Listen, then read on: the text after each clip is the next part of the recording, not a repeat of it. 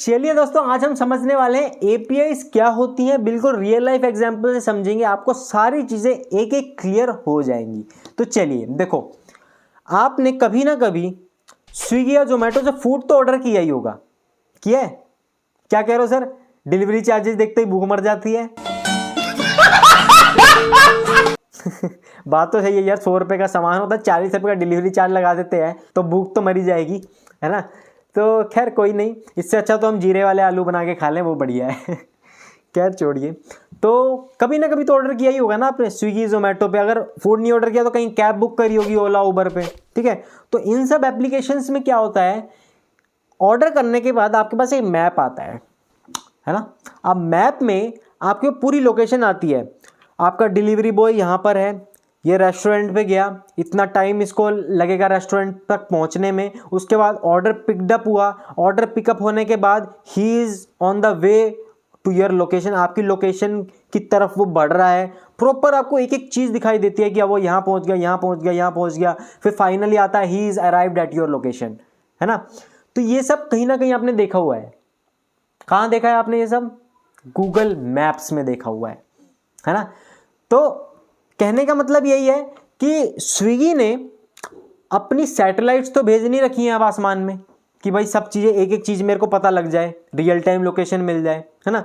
अब ये सब काम किसने कर रखा है? ये सब काम कर रखा है गूगल ने। अब गूगल भाई बहुत बड़ी कंपनी है, वो भेज भी सकती है अपनी सैटेलाइट, ठीक है। लेकिन स्विगी जोमेटो ओला उबर ये सब बड़ी कंपनी है, लेकिन इतनी बड़ी नहीं है कि अपनी सैटेलाइट भेज दे आसमान में, है ना, क्योंकि बहुत सारा खर्चा आता है उसमें। तो ये सब काम गूगल ने ऑलरेडी कर रखा है, ठीक है। अब गूगल क्या करेगा? गूगल अपनी एपीआईज प्रोवाइड करेगा, ठीक है, कि अगर आपको मेरी सर्विसेज यूज करनी है तो मैं आपको एक एपीआई देता हूं, आप उसके थ्रू यूज करो, ठीक है। जैसे कि एक गूगल मैप का सर्वर है, एक स्विगी का सर्वर है। अब दोनों के बीच में एक एपीआई है, ठीक है। API acts as a middle layer between the servers, between the two servers, ठीक है। एक गूगल मैप है, एक स्विगी की ऐप है, दोनों के बीच में एपीआई होगी। स्विगी ऐप जो है वो गूगल मैप की एपीआई को रिक्वेस्ट करेगी, ठीक है। फिर वो एपीआई गूगल मैप के सर्वर्स में एक रिक्वेस्ट करेगी कि भाई स्विगी मेरे से ये मांग रहा है, ठीक है। अगर वो रिक्वेस्ट सही होगी, सब कुछ डेटा सही होगा, तो वो उसको रिस्पॉन्स दे देगा कि भाई जो आप मांग रहे थे वो मैंने आपको दे दिया, अब आप अपनी ऐप में दिखा लो, ठीक है। यही होती है मेरी APIs, it acts as a middle layer. अब इसकी एडवांटेजेस क्या होती हैं? एडवांटेज, सबसे बड़ी एडवांटेज एपीआई की होती है सिक्योरिटी, कि स्विगी की ऐप, ठीक है, स्विगी की ऐप डायरेक्टली गूगल मैप के सर्वर्स में ताका झाकी नहीं कर सकती। भाई गूगल की जो सर्वर्स हैं बहुत इंपॉर्टेंट है, बहुत ज़्यादा डेटा है, ठीक है। लोगों के बहुत क्रूशियल इंफॉर्मेशन है, पेमेंट का डेटा, बहुत सारी तरह तरह का डेटा है गूगल मैप के सर्वर्स में, गूगल के सर्वर्स में, ठीक है। तो अब गूगल ये तो नहीं चाहेगा कि भाई कोई भी एप्लीकेशन आए और मैं डायरेक्टली मेरे सर्वर में एक्सेस कर ले, है ना। कोई भी कंपनी ऐसा नहीं चाहेगी। तो वो क्या करेंगे, वो एक एपीआई देंगे कि भाई इन एपीआईज के थ्रू ही जो हमने आपको बोला है आप उन्हीं चीज़ों को एक्सेस करो, बाकी आप चीज़ें एक्सेस नहीं कर सकते।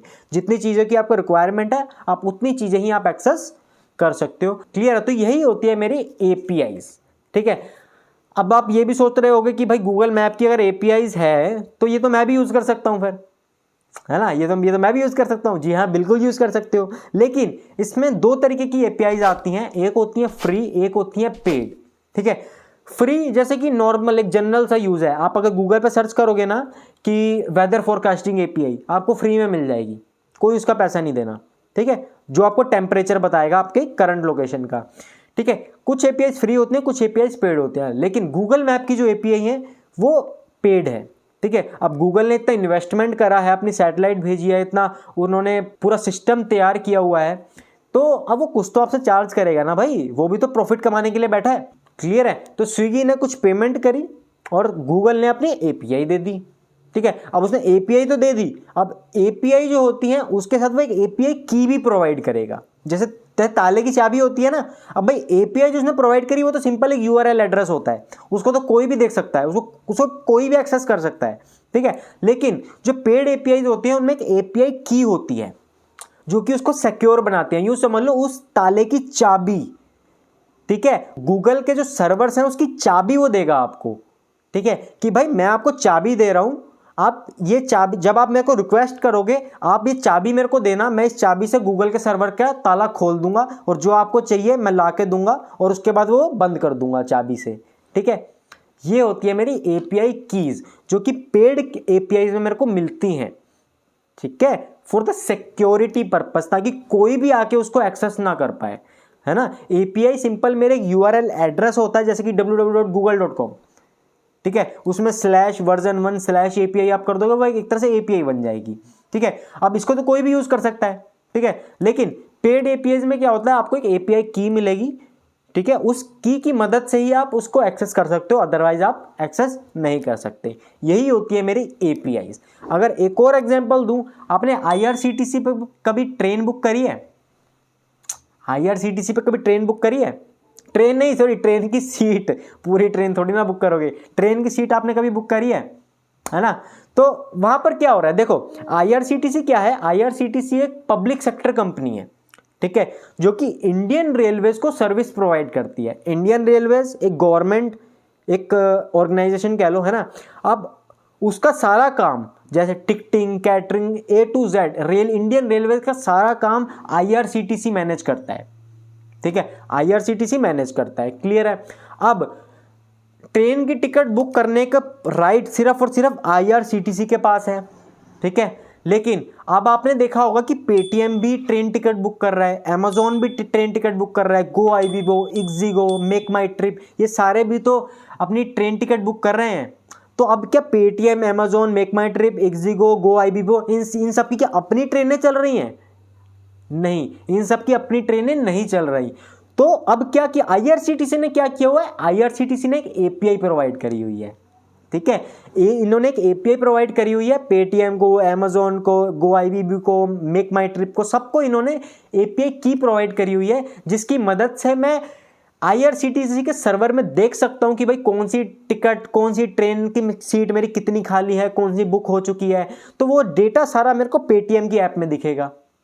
ठीक है, वो सारा डेटा मेरे को पेटीएम की ऐप में दिखेगा। अब जैसे ही कोई यूजर आएगा, ठीक है, मान लो पेटीएम में आया, ठीक है, पेटीएम मैंने टिकट बुक करने की कोशिश कर रहा हूं, ठीक है, फिर रिक्वेस्ट जाएगी आईआरसीटीसी के पास। ठीक है, वहां पे एक रिक्वेस्ट जाएगी कि एपीआईज के थ्रू जाएगी। ठीक है, एपीआईज के थ्रू एक रिक्वेस्ट जाएगी कि भाई मेरा यूजर मेरे को ये सीट मांग रहा है। ठीक है, अब वो एपीआई चेक करेगी कि भाई मेरे आईआरसीटीसी के सर्वर में ये सीट अवेलेबल भी है या नहीं। सीट अवेलेबल है, पेमेंट आ गई, सारी चीज वेरीफाई कर लो, नाम, एज, एड्रेस सब डाला है कि नहीं, उसके बाद उसको टिकट बुक करके रिस्पॉन्स दे दो। जो भी होगा, सक्सेसफुल होगा सक्सेसफुल दे दो, और फेलर होगा, अगर पेमेंट फेल हो गई तो उसके हिसाब से उसको रिस्पॉन्स दे दो कि भाई आपकी टिकट बुक हो गई है या फिर नहीं हुई है। ठीक है, अब आप ये सोचते रहोगे कि भाई इसमें पेटीएम का क्या फायदा है। अभी देखो इसमें पेटीएम का क्या फायदा है मैं आपको बताता हूं, इंटरनल नॉलेज बताता हूं। पेटीएम क्या करेगा, पेटीएम हर टिकट पे कुछ ना कुछ आपसे कन्वीनियंस फी चार्ज करेगा, 1 रुपए, 2 रुपए, 2.5 रुपए। ठीक है, तो अब आप देखो कि एक दिन में कितनी लाखों टिकट बुक होती हैं, पूरे इंडिया में कितनी ट्रेनें चलती हैं रोज, है ना, कितनी टिकटें बुक होती हैं, लाखों टिकटें बुक होती हैं। तो मान लो कम से कम 1 लाख टिकट बुक हो रही है और पेटीएम एक टिकट पे 2 रुपए चार्ज कर रहा है। ठीक है, अब 1 लाख टिकट पे 2 रुपए चार्ज कर रहा है तो कितना हो गया, 2 लाख रुपए हो गए। एक दिन का 2 लाख पैसा ही पैसा हो गया।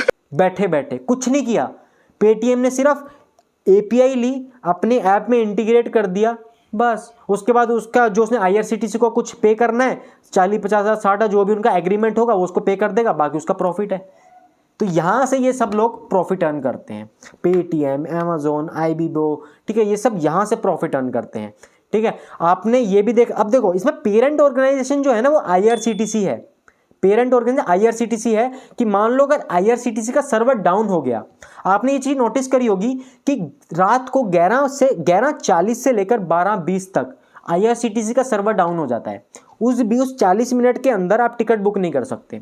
ठीक है, वो उनका मेंटेनेंस टाइम होता है कि जो भी उन्होंने अपडेट्स चलाने अपने सिस्टम में, मेंटेनेंस करना है अपने सर्वर में, वो उस चीज के लिए 40 मिनट अपने रिजर्व रखते हैं डेली रात को। तो अगर आईआरसीटीसी का सर्वर ही डाउन है तो ना ही मैं पेटीएम में टिकट बुक कर सकता हूं, ना ही गो आईबीबो में, ना ही अमेजोन में, ना ही मेक माई ट्रिप में। ठीक है, मैंने आपको 2 एग्जांपल दिए, एक स्विगी जोमेटो का दिया, फूड डिलीवरिंग का, गूगल मैप का, उसके बाद मैंने आपको एक आईआरसीटीसी का एग्जांपल दिया। ठीक है, तो यही होती है मेरी एपीआईज। ठीक है, जो कि 2 सॉफ्टवेयर के बीच में, दो सर्वर के बीच में बात करने में हेल्प करती हैं। ठीक है, एक मीडिएटर है, एक दलाल है ये। ठीक है, दलाल। ठीक है, तो यही होती है मेरी APIs। उम्मीद करता हूँ आपको अच्छे से क्लियर हो गया होगा APIs का कंसेप्ट। अगर फिर भी कोई डाउट है कमेंट बॉक्स में ज़रूर पूछना, और चैनल पर नए हो तो प्लीज़ चैनल को सब्सक्राइब जरूर कर लेना, ऐसी बहुत सारी वीडियोज़ आगे आने वाली हैं। और मुझे कमेंट बॉक्स में ये भी बताना है कि आप APIs कौन सी लैंग्वेज में सीखना प्रेफर करोगे, क्योंकि आगे हम जाके बहुत सारी APIs लिखने वाले हैं। पाइथन की सीरीज ऑलरेडी चल रही है, मैं डिस्क्रिप्शन बॉक्स में भी लिंक डलवा दूंगा। ठीक है, आप मेरे को बताना कि आप पाइथन में सीखना चाहोगे APIs लिखना, या फिर जावा में सीखना चाहोगे। ठीक है, तो चलिए दोस्तों, ये आप मेरे को कमेंट बॉक्स में ज़रूर बताना। तो चलिए दोस्तों, अब हम मिलेंगे अगली वीडियो में। तब तक के लिए अपना ध्यान रखें, जानवरों से प्यार करें। जय हिंद।